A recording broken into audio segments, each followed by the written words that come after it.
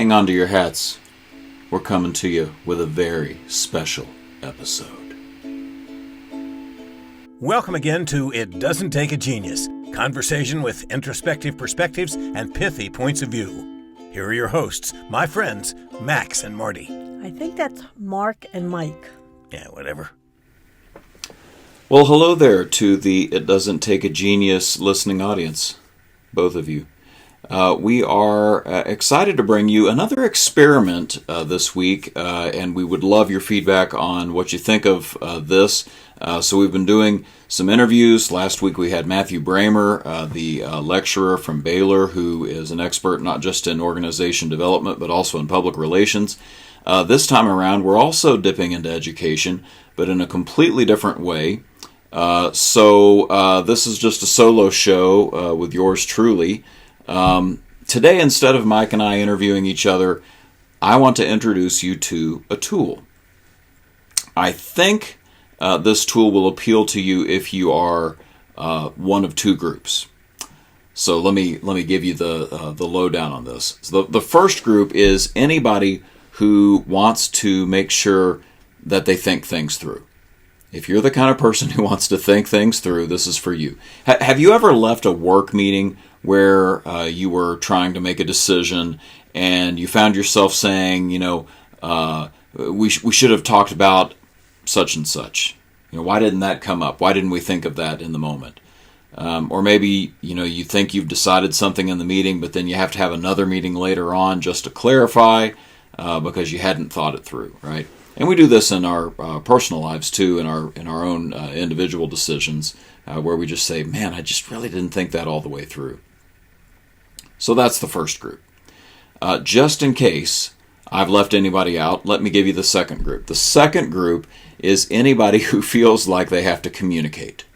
Or if you want to really be specific, they need to persuade.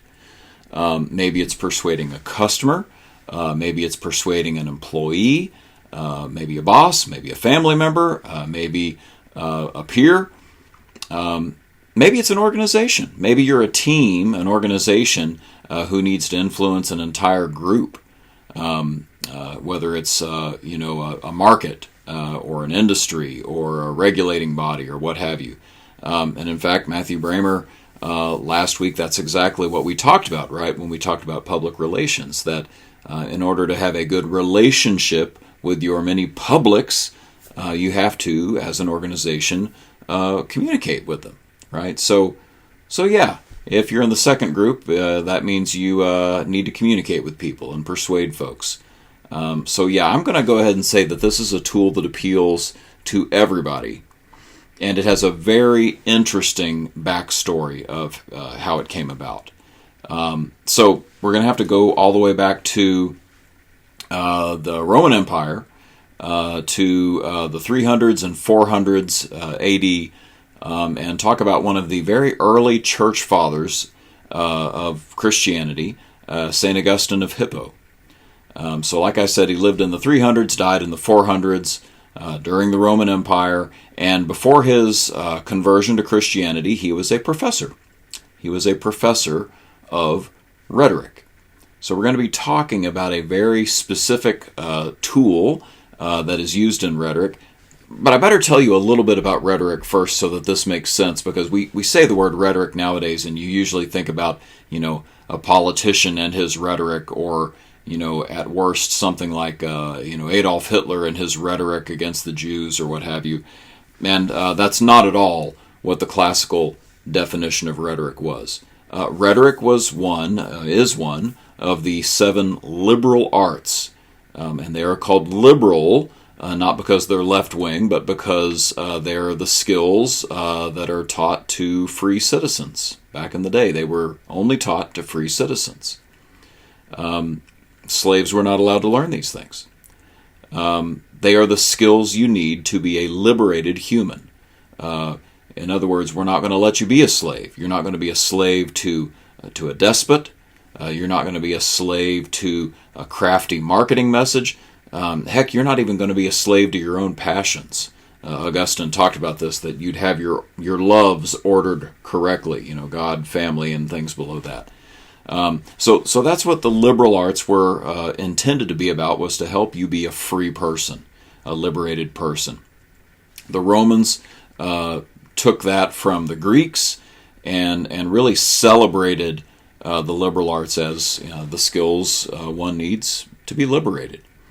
And so Augustine is a part of this tradition, right? And then he becomes a Christian, and he says, wow, we really need to keep this as part of what we do, even within the church, within Western civilization, we would say now.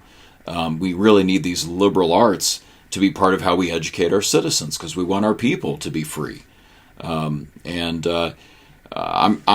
painting a pretty broad brushstroke here, but that's what rhetoric is intended to be. I've heard a modern definition that rhetoric is decision-making in community.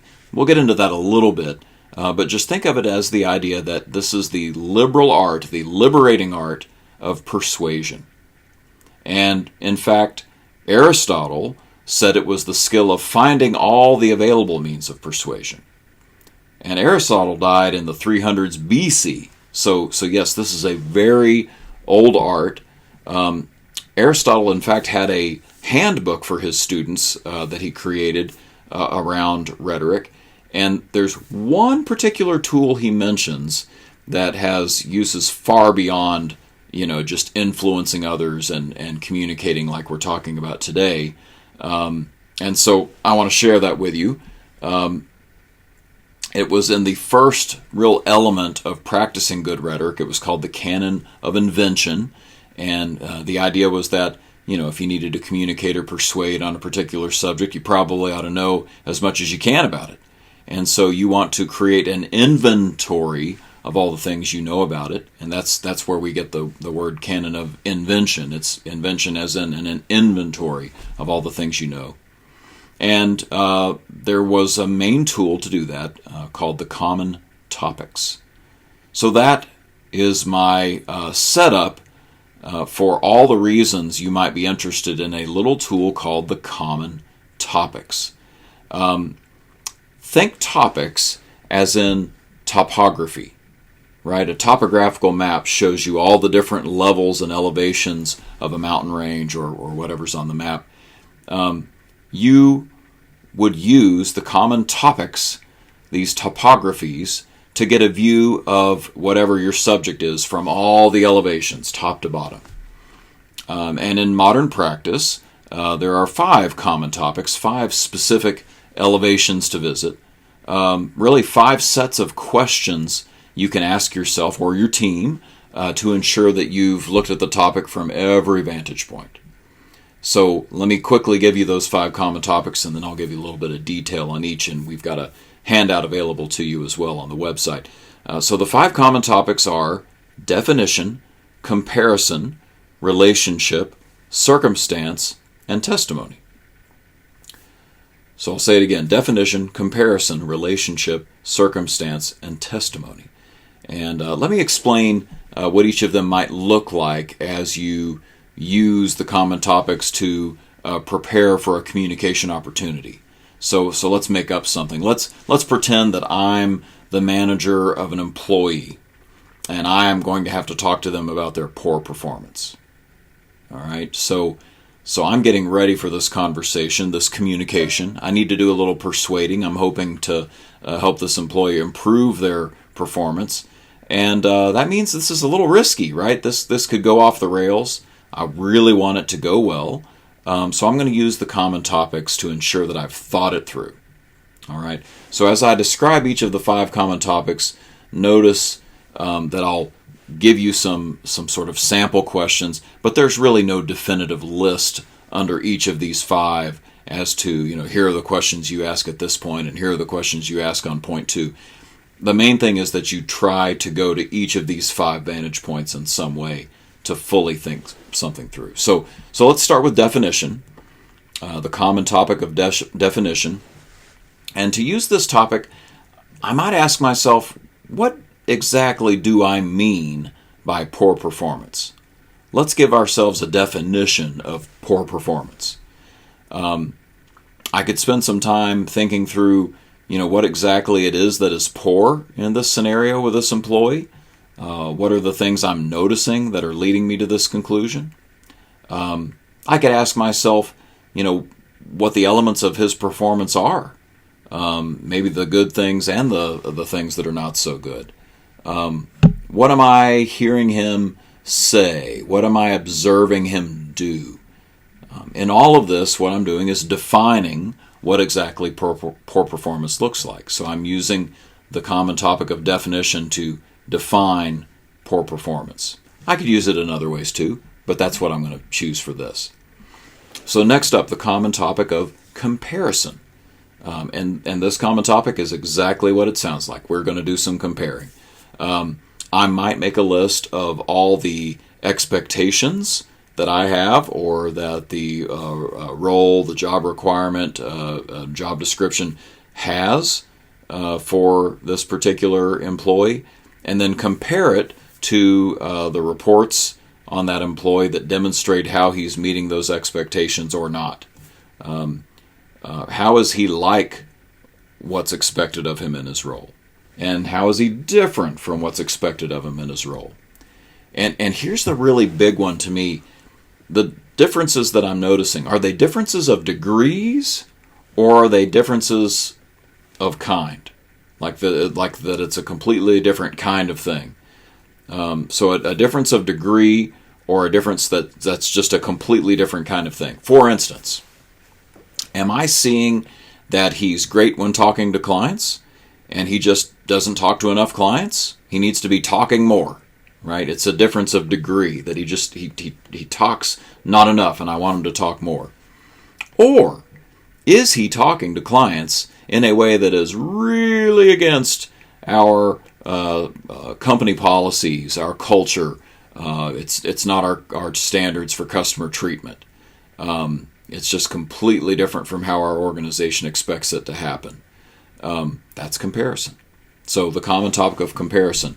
So we're on to a third common topic, and this one's quite different from comparison, even though it's going to sound similar. Relationship.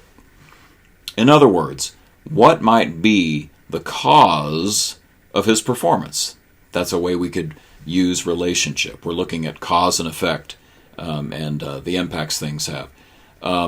Take the example of him talking to clients in a completely different way to what we expect. Is it possible, is it perhaps caused by the fact that he learned behaviors in a previous job, a previous employer, that he has carried over to this job? He's got some learned behaviors that are bad habits as far as our workplace is concerned. We could also ask, what impact is this behavior having on the workplace? What impact is it having on the customers? What impact is it having on fellow employees? We might even go a step further and think through what the effect will be of me having this conversation with him. How might he react? What should I prepare myself for? These are all relationships between different events, different aspects of the subject we're studying, which in our case just happens to be poor performance of an employee. Another common topic, circumstance, opens up a completely different set of insights. I'm trying to get to the bottom of what else is going on related to the subject. So for instance, what circumstances led to the poor performance, such as a lack of training, perhaps, or maybe a lack of me setting expectations. Those might be circumstances that are leading to poor performance. When the poor performance is happening, what else is happening in the workplace, for instance? I'm thinking there, like maybe there's a certain day of the week or time of day that this employee tends to have problems, and that's when we see the poor performance. In the course of looking at the common topic of circumstance, I might realize that all this poor performance that's been happening really just happens when the employee is alone and doesn't have backup, or doesn't have an expert peer who he can lean on to help him understand things. Maybe they're getting overwhelmed at certain points in the day. That's circumstance. And then the final one is the topic of testimony. And in all subjects, there are testimonies I can refer to. Maybe it's expert opinions. Maybe it's market research. Maybe it's scientific research, psychological research. Maybe it's eyewitness statements from coworkers. All of this may be available to me. For instance, I might look at the testimony of customers in the comments they leave on our customer surveys. I might look at my industry's benchmark metrics and maybe even internal benchmarks that I can make about the average employee in this particular employee's role. What are their numbers? What are their performances?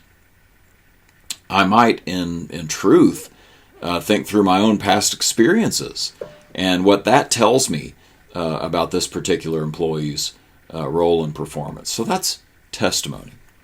So those are the 5 topics. Definition, what is it exactly that we're talking about? Comparison, I'm looking for comparisons and contrasts, how things are alike or similar or different between subjects that I'm studying. I'm looking at relationship, kind of cause and effect. I'm looking at circumstance, what's going on in the bigger picture. And I'm looking at testimony. What are some things that I could use as sort of authority for me about this thing we're talking about? That's going to really help me prepare much, much more strongly for that hard conversation I have to have. But this works with anything. You could apply this to putting together a public relations campaign or a marketing campaign or going to market with a new product or service. You could apply it to how you do onboarding. All of these would be valuable vantage points to better think through and have a stronger persuasive communication when you do actually go and communicate and have good rhetoric. So we have more to say on this. We actually have a free download on the HipSocket website's resources page so that you can sort of explore this some more. The handout includes sample questions for each of the 5 topics. And I'll throw in a link in the show notes when this drops. And speaking of dropping, don't forget to drop your finger on that like and subscribe button and the bell if you're on YouTube. I think that's another thing that people say at the end of these videos. Smash that like and subscribe button. So we would love to have you do that and share this with anybody you think it would help. But until next time, I'm going to turn it over to our faithful voiceover talent, who really has. We really should just have him just narrate everything we say because it sounds better. But that would be poor rhetoric, wouldn't it? Because it wouldn't be very authentic. So anyway, take it away, John. And that's a wrap. The musings of Mark and Mike. No rights reserved, etc. Feel free to share and discuss what you heard today. Even claim the ideas as your own. Who'd want to do that? See you next time on It Doesn't Take a Genius. Thanks. That's good enough.